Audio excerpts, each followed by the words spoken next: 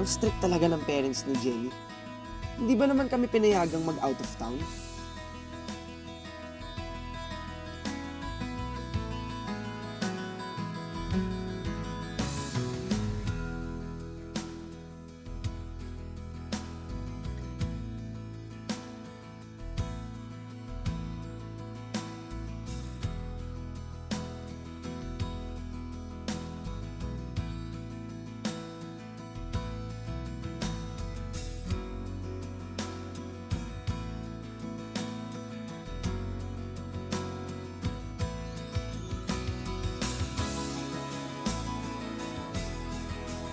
Pero, buti na lang creative ako.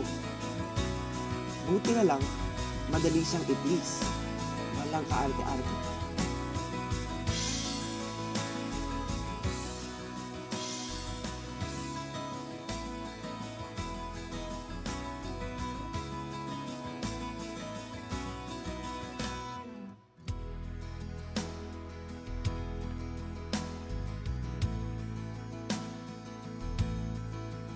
Kahit hindi pa masyadong boto sa akin ng parents niya, feeling ko, ako na ang pinakaswerteng boyfriend sa buong Antipolo. I mean, buong mundo pala.